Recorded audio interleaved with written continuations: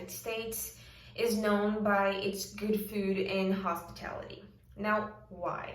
I think a good hint is the name Chef Hercules. Does it ring a bell to you? Because it did not ring a bell to me.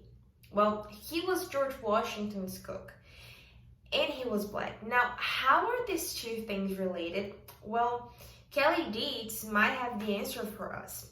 In her article, How Enslaved Chefs Helped Shape American Cuisine, she kind of walks us through the influence of black chefs in the American culture and history as well.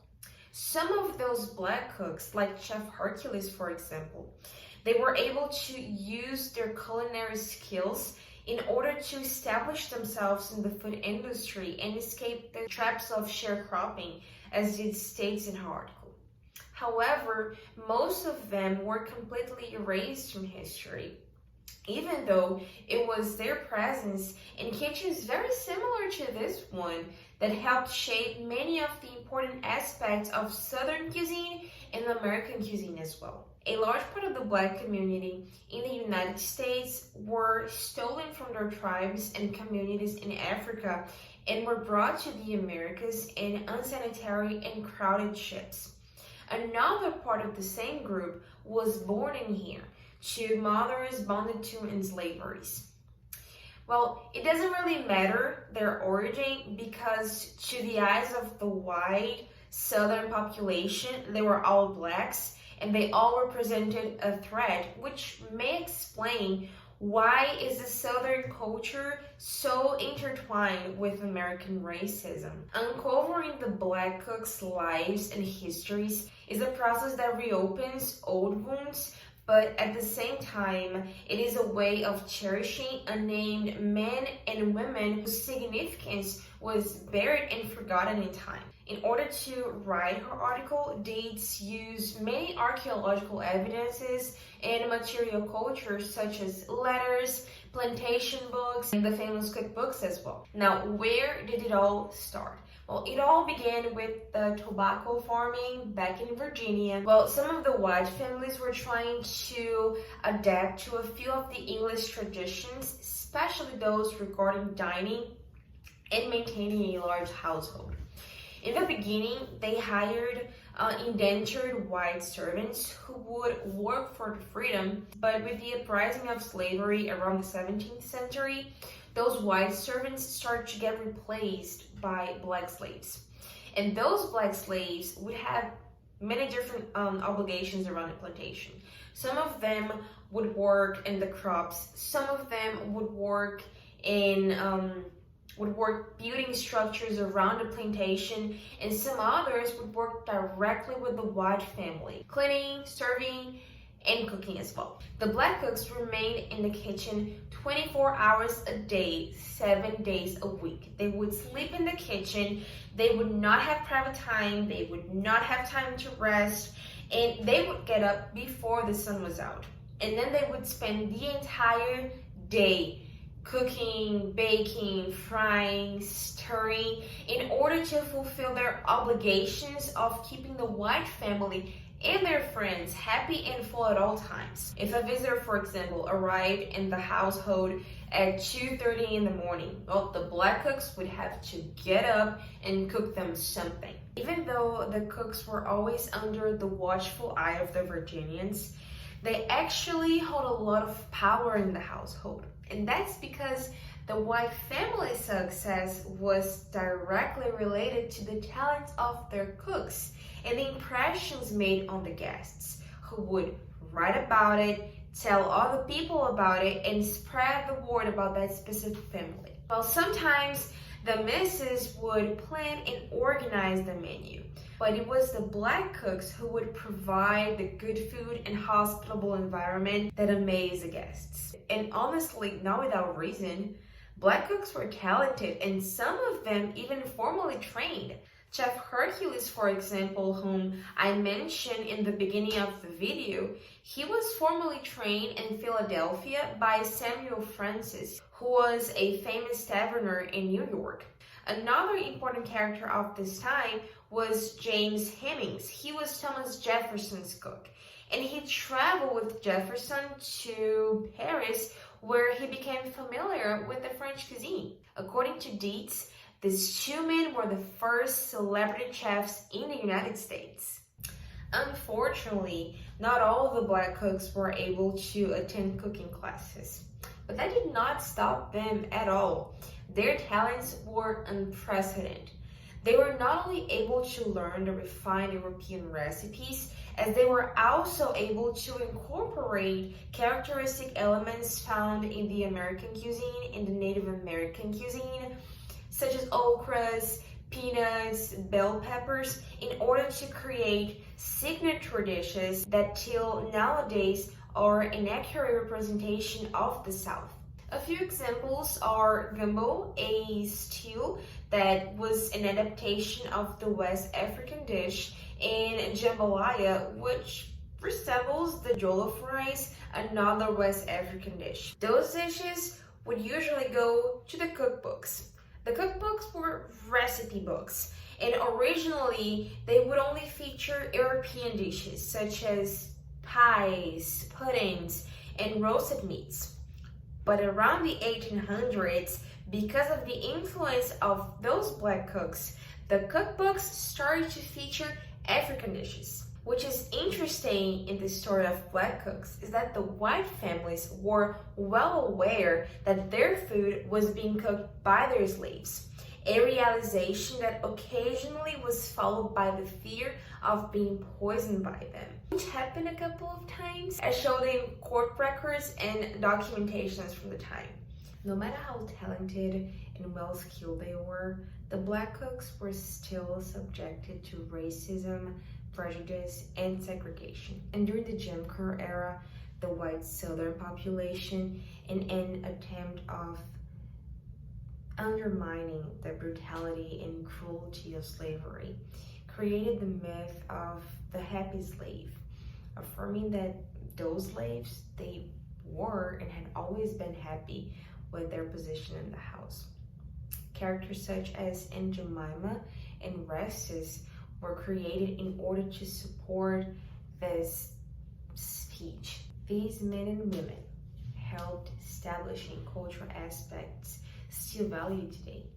By learning the recipes and telling their stories, we are able to cherish their heritage and significance throughout the years. As Dietz says in the last line of her article, by forgetting black cooks' pain to soothe our own, we raise the pride and achievements of countless men and women who nourished the nation. So before this assignment, I had never really baked Southern food. I had eaten it, but I hadn't baked it. So it was a really interesting experience for me. I really tried to find a recipe that would represent the South and the influence of black cooks on the American cuisine, and I came across cornbread. So I decided to use a recipe found on the blog Butter Be Ready by Quinn. And I also read the article The Soul of Food by Christina Rogalski in order to get some background information on cornbread. So according to her article, the corn origins are traced all the way back to the Native Americans who introduced the ingredient to the white settlers. Corn turned out to be a really useful crop because it not only could be used for a variety of dishes, it also would not take the place of cash crops like cotton, for example, as it would grow in less fertile soils. Corn was really popular among free people and enslaved people, but the slaves, they made the most out of it. The ingredient was largely used by the black community in order to create a variety of dishes, inspired mostly by their Native American neighbors, who would prepare cakes made out of corn instead of wheat, and then would bake it in hot ashes. Because of that, the black community would call it hoe cake, ash cake, spoon bread, and cornbread. Also, the slaves working in the crops would rely heavily on corn and its variations to incorporate their poor diets, because the corn and corn dishes were easily transported, did not require the use of utensils, and they would last for a long time. Eventually, ash cake or cornbread made its way into the American cookbooks, so you consider one of the main dishes of the Southern cuisine. So I try to make my version of it. It turned out really good. I really like the results, and I really hope you like it as well.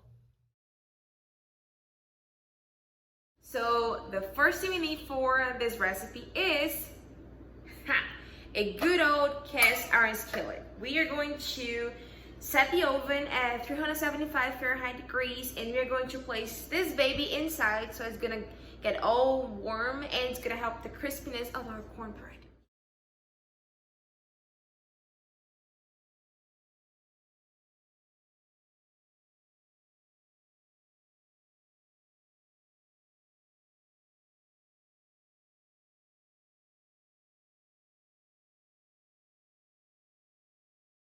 All right, so our skillet is in the oven already, and while it heats up, we are going to go ahead and prepare the cornbread batter. Let's get started with the ingredients. First of all, we have yellow cornmeal. We're gonna be using 3 cups of this. Next, we have buttermilk. We're gonna be using 2 cups of this. We are also going to be using 3 eggs, 2½ sticks of unsalted butter, a little bit of regular butter just to replace the bacon fat, 2 tablespoons of baking powder, 3/4 of a teaspoon of baking soda, a pinch of salt, and I also like to use a little bit of flour. So we are going to start by mixing our dry ingredients. So grab your mixing bowl and let's get down to business. Yellow cornmeal, baking powder, baking soda,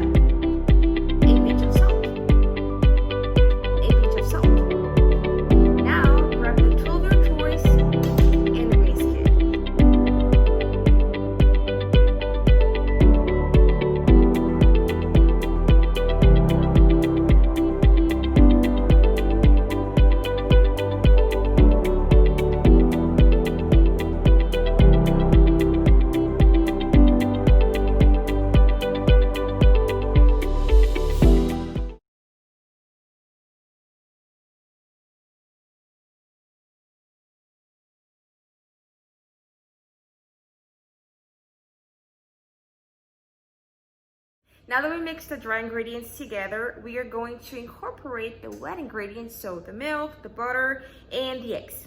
So in a separate bowl, we are going to mix buttermilk, eggs, and melted butter.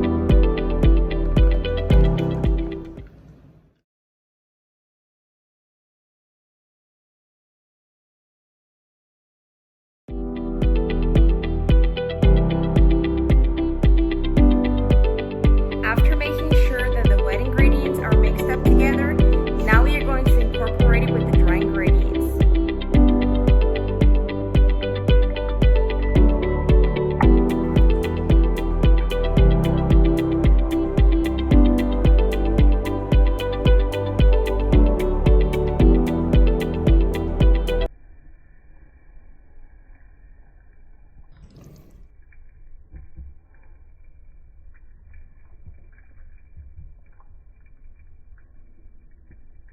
So our cornbread batter is ready, but before we go on, we're going to put a little bit of butter onto the skillet, so it's going to help increase the crispiness on the outside.